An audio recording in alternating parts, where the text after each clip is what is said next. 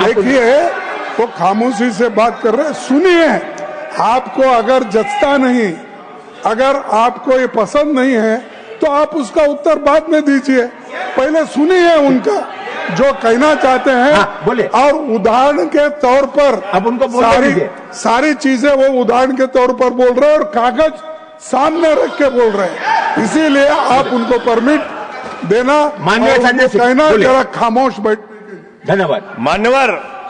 मान्यवर, मैं भाजपाइयों के लिए, भाजपाई मित्रों के लिए एक गाना गाना चाहता हूं कि देखो ऐ दीवानों ऐसा काम ना करो, राम का नाम बदनाम ना करो, राम का नाम बदनाम ना करो। इस जी राम जी योजना के नाम पे पूरे देश में आप लोगों का जो भ्रष्टाचार है, हम नहीं चाहते कि वो हमारे आराध्य भगवान श्री राम के साथ जुड़े।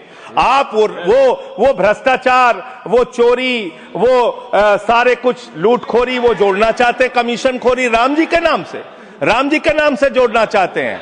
लेकिन मैं क्या करूं मान्यवर, मैं तो कह रहा हूं, आप फिर आ गए मान्यवर, हम लोगों को। हाँ तो मान्यवर हम तो कह रहे हैं देखो ऐ दीवानों ऐसा काम ना करो, राम का नाम बदनाम ना करो। लेकिन हमारे भाजपाई मित्र कह रहे हैं राम राम जपना पराया माल अपना, राम राम जपना पराया माल अपना।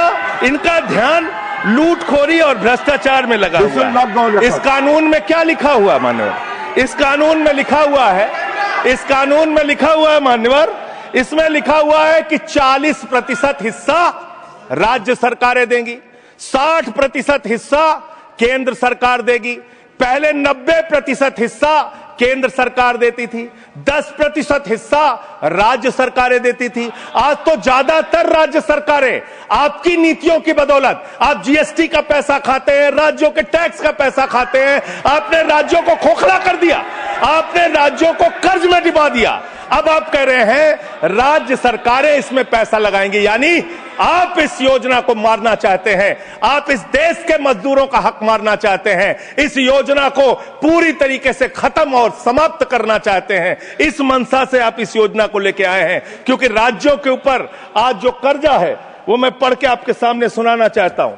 तमिलनाडु 8,34,000 करोड़ रुपए, उत्तर प्रदेश 7,69,000 करोड़ रुपए, महाराष्ट्र 7,22,000 करोड़ रुपए, पश्चिम बंगाल 6,58,000 करोड़ रुपए, कर्नाटक 5,57,000 करोड़ रुपए, राजस्थान 5,62,000 करोड़ रुपए, आंध्र प्रदेश 4,85,000 करोड़ रुपए, गुजरात 4,67,000 करोड़ रुपए, केरल 4,29,000 करोड़ रुपए, मध्य प्रदेश 4,18,000 करोड़ रुपए, तेलंगाना 3,89,000 करोड़ रुपए, बिहार 3,19,000 करोड़ रुपए।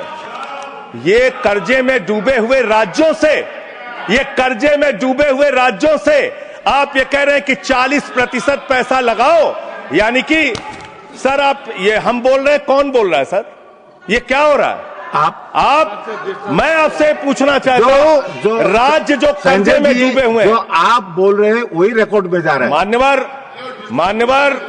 मान्यवर मैं ये कहना चाहता हूं कि जो राज्य पहले से ही लाखों लाख करोड़ रुपए के कर्जे में डूबे हुए हैं, आप उनसे कह रहे हैं 40% पैसा आपको लगाना होगा।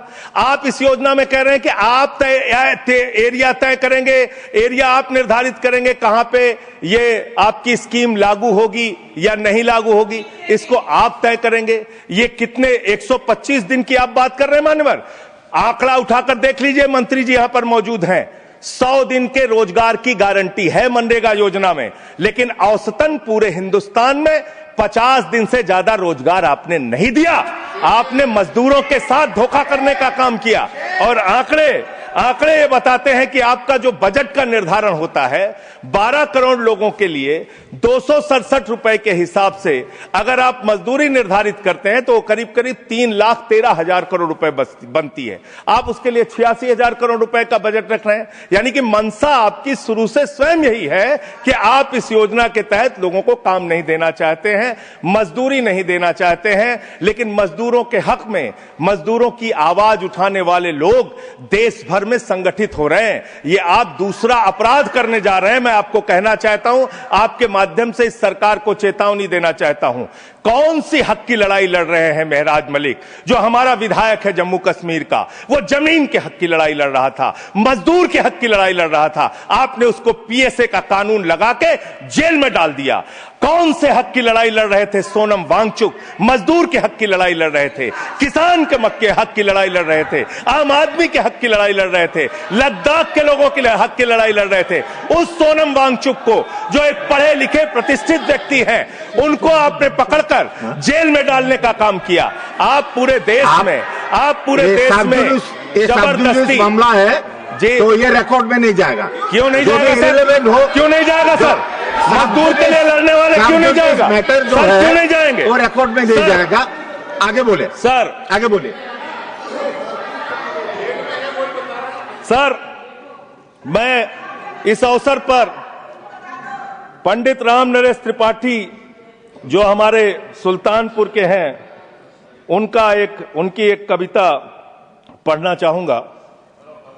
ना मंदिर में, ना मस्जिद में, ना गिरजे के आसपास में, ना पर्वत पर, ना नदियों में, ना घर बैठे, ना प्रयास में, ना कुंजों में, ना उपवन में, शांति भवन या सुख निवास में, ना गाने में, ना बाने में, ना आशा में, ना ही हास में, ना छंदों में, ना प्रबंध में, ना अलंकार, ना अनुप्रास में, खोज ले कोई राम मिलेगा दीन जनों की भूख प्यास में।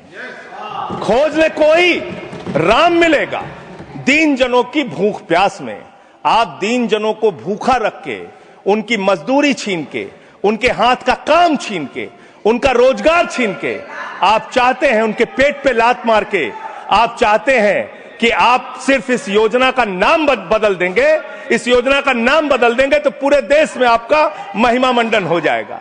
अब आपका ये नकली काम इस देश के अंदर चलने वाला नहीं है। पूरा देश आपकी सच्चाई जान चुका है। मान्यवर, पिछले दिनों मैंने पदयात्रा शुरू की थी अयोध्या से लेकर सरयू से संगम तक।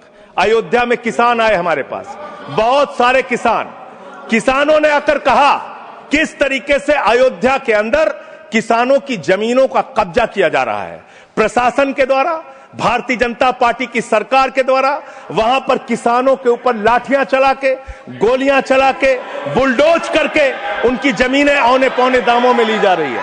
मान्यवर, औने पौने दामों में उनकी जमीनें ली जा रही हैं। और वो जमीनें मान्यवर वो जमीनें जो ली जा रही हैं किसानों से, वो जमीनें बड़े बड़े बिल्डर को बेची जा रही हैं, बड़े बड़े बिल्डर को बेची जा रही हैं।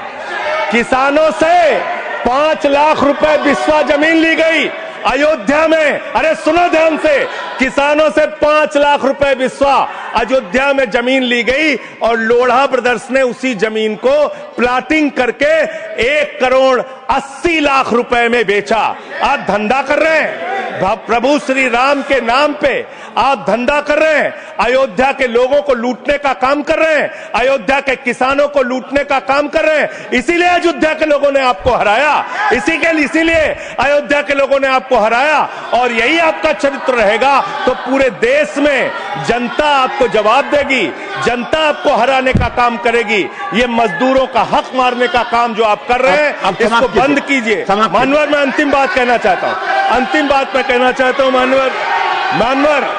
मानवर बोले, जब ये मनरेगा योजना लाई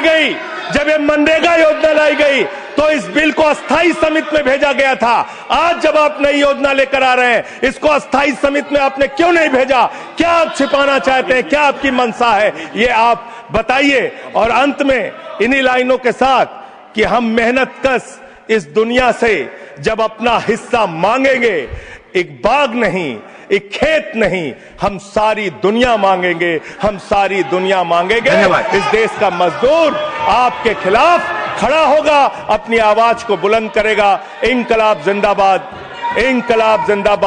वंदे मातरम, जय श्री राम, जय श्री राम। कोई श्री राम का नाम नहीं लिया। एस निरंजन रेड्डी।